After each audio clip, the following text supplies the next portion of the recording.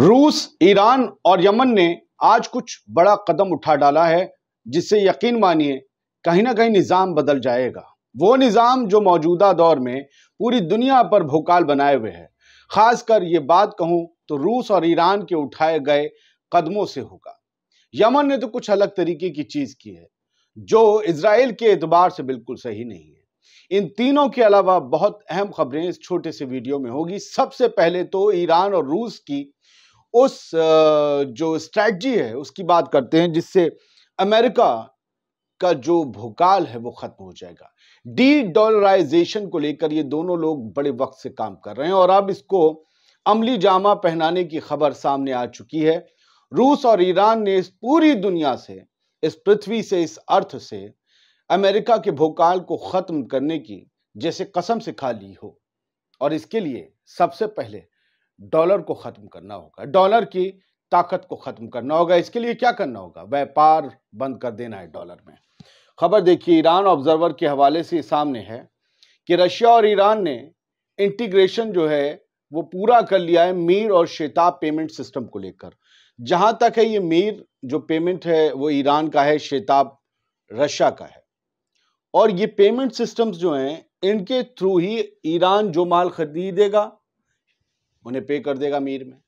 जब रूस कोई माल ईरान से खरीदेगा तो वो शेताब में पे कर देगा। एक दूसरे के पास एक दूसरे की करेंसीज रहेंगी। इससे क्या होगा? उनकी करेंसी का रेट बढ़ेगा। अपनी अपनी करेंसी अपने बैंक से निकलकर इंटरनेशनल दूसरी पावर्स के पास चली जाएगी।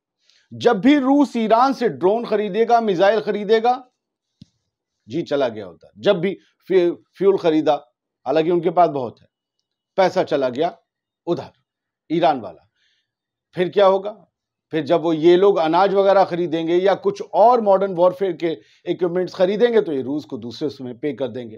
पहले ये सारा खेल डॉलर में हो रहा था, अब ये बंद हो रहा है। They will now use their local currencies and completely dump the dollar. अब ये लोग अपनी लोकल करेंसीज में व्यापार करेंगे, बिजनेस करेंगे, और इनके लिए ये लोकल करेंसी से एक दूसरे से खरीद फरोख्त के लिए दो सिस्टम होंगे, मीर और शेताब। तो इसका इंटीग्रेशन का काम पूरा हो चुका है। देखिए, आज मैंने कहा हम तुमसे तुम्हारी उसमें माल नहीं खरीदेंगे, इट डजंट मीन ये आज ही हो जाएगा। उस दूसरी करेंसी में खरीदने के लिए पूरा एक सिस्टम बनाना पड़ेगा, है ना। The supreme leader of Iran also conveyed a message to Putin that relations between the two countries will not be affected by the change by government in Tehran. Supreme leader ayatollah Khamenei साहब ने रूस के हुक्मरानों को, Vladimir Putin को यह पैगाम भेज दिया है कि ईरान में भले हुकूमत बदल जाए, लेकिन रूस के लिए दोस्ती का नजरिया नहीं बदलेगा। जो तय है, जो वादा है, वो पूरा किया जाएगा। वो चीजें आगे बढ़ेंगी।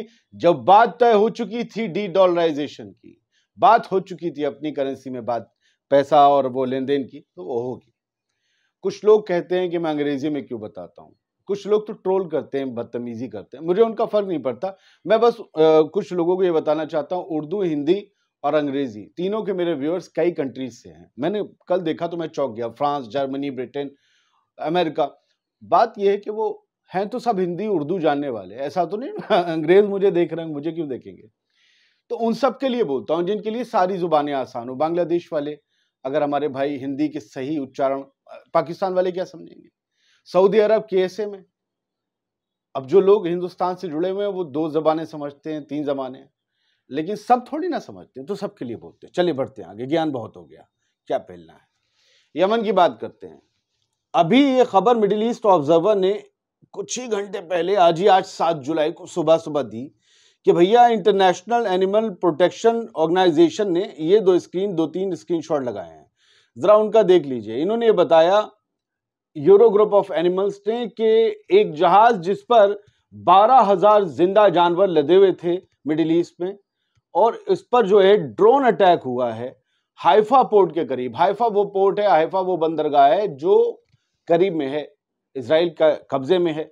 तो वहां ये जा रहे थे। अब उन्हें ये जानवर खाने ही होंगे, पालने होंगे, दूध वूध के लिए हर तरह का जानवर होगा। ये साहब इन लोगों के राशन पर हाउथीज के ड्रोन ने जाकर अटैक किया है बुरी तरीके से, और ये पूरा उसके बारे में शिकायत भी है, उन्होंने दिया भी है, live animal shipment to the Middle East. तो ये सारे पेपर्स आपके सामने सबूत के तौर पर रखे। उन्होंने बताया कि ड्रोन से पूरा जहाज शॉर्टन एक्सप्रेस नाम का इस पर अटैक हुआ और इसके बारे में ये कहा गया कि ये अब तय हो चुका है कि यमन और इराक के ड्रोन्स मेडिटेरेनियन सी तक पहुंच रहे हैं। अभी तक तो वो रेड सी में हमले कर रहे थे, लेकिन अब ये मेडिटेरेनियन सी तक पहुंचने की सलाहियत को हासिल कर चुके हैं। इसका मतलब रेड सी से भले आइजनहावर निकल जाए यूएस नेवी का, वहां पर भी उसे मारा जा सकता है, हमले किए जा सकते हैं। हालांकि उनके पास बहुत जबरदस्त एयर डिफेंस सिस्टम है, लेकिन हाउथीज का दावा है 1-2 बार हम उसे हिट कर चुके हैं। यूएस नेवी उसे छुपा रही क्योंकि उनकी बेइज्जती होगी, यह हाउथीज का दावा है। लेकिन इजरायली पोर्ट लगातार हिट हो रहे हैं और यह कैपेबिलिटी बताती है कि भाई अब ड्रोन्स भी ज्यादा खतरनाक हो रहे हैं और उनकी रेंज भी बढ़ रही है। अब जरा दुनिया का बड़ा अखबार, बड़ी वेबसाइट, बड़ा चैनल, बड़ा मीडिया ग्रुप जो हम बचपन से सुनते आ रहे हैं, बीबीसी, उसका ये स्क्रीनशॉट हेडलाइन का, 2 हेडलाइन का देख लीजिए, फोटो देखिए बस। 5 killed by Russian strike in central Ukraine. Russia की स्ट्राइक में 5 लोग सेंट्रल यूक्रेन में मारे गए, रशिया की स्ट्राइक में। अब जरा नीचे देखिए, air strike on Gaza school kills at least 16। आज ही की हेडलाइन है, गाजा के स्कूल पर एक स्ट्राइक में 16 लोग मारे गए। किसकी स्ट्राइक है वो नहीं लिखा, इजरायली स्ट्राइक नहीं लिखा है बीबीसी ने, रशियन स्ट्राइक लिखा है ऊपर, नीचे इजरायली स्ट्राइक नहीं लिखा। Air strike on Gaza school. ये खबर वाले जो है ना, ये खबर वाले पंडित वहां भी बैठे हुए हैं। ये पंडित जाति नहीं, दिमागदार से कहते हैं, वो दिमागदार तो मानते हैं। ये वहां बैठे हुए इतना दिमाग चलाते हैं और यही प्रोपेगेंडा पूरी दुनिया में चल रहा है। ये सोशल मीडिया आपके पास ना होता ना तो बड़ा मसला हो गया होता है इस वक्त दुनिया में। खुदा का शुक्र है और यूट्यूब का भी शुक्र है कि हम लोग को प्लेटफॉर्म दिया है। अब बहुत से लोगों को ऐतराज, उनका क्या कर सकते हैं, बीमारी है, ठीक, लेकिन अब 2-3 चीजें आप समझ लीजिए। अब मैं आपको तस्वीर दिखा रहा हूं, ये अमेरिका को अगर आप गूगल पर सर्च करेंगे यूएस इन्वेजन ऑफ, ये फोटो देखिए गूगल का बस, इसमें लिखा है इतनी कंट्रीज पर यूएस ने हमला किया है, Iraq, Afghanistan, Panama, Iran, Grenada, India, Cuba, Vietnam, Syria, Libya. अब इसमें से इंडिया हटा दीजिए और एक आध हटा दीजिए, बाकी सब तो किया ही है ना। अब किसने किया है बाकी लोगों ने? इराक ने कितनों पे किया था? कुवैत पे, ईरान पे, आप गए वहां हमला कर। लीबिया ने किस पे किया था? अफगानिस्तान ने कितनों पर किया था? लेकिन अमेरिका ने सब पर किया है। तो जंग का प्यासा कौन है? आप कहते हैं कि हम मानवता के रक्षक। अल जजीरा की आज की रिपोर्ट देखिए और ये स्क्रीनशॉट एक बच्चे की खाल का पीठ का है। गजा के हाल दोस्तों बहुत बुरे हैं, महामारी फैल रही है, एपिडेमिक, बहुत बुरे। दुआ कीजिए बच्चों को चिकन पॉक्स, खसरा, स्किन डिजीज, क्योंकि वहां सैनिटेशन नहीं है, कूड़ा, गंदगी, पॉटी शॉटी सब वहीं पड़ी हुई है, वहीं लाशें हैं, वहीं सब कुछ, खाने की गंदगी, वहीं सारे मलबे, धूल, बच्चे बीमार पड़ रहे हैं, नई नस्ल पूरी खत्म होने की कगार पर है।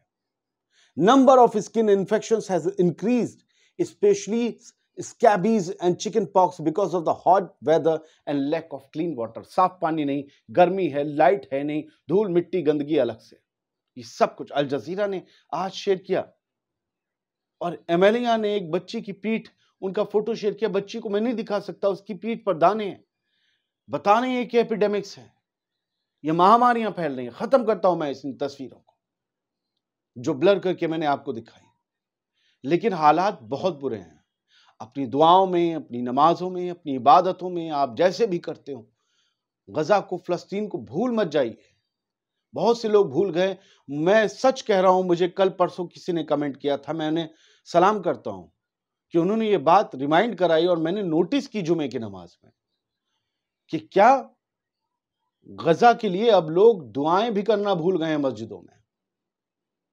आप अपने अपने अंदर टटोल कर देखिएगा। बहुत बहुत शुक्रिया इस वीडियो को देखने के लिए, उम्मीद करता हूं पसंद आया होगा।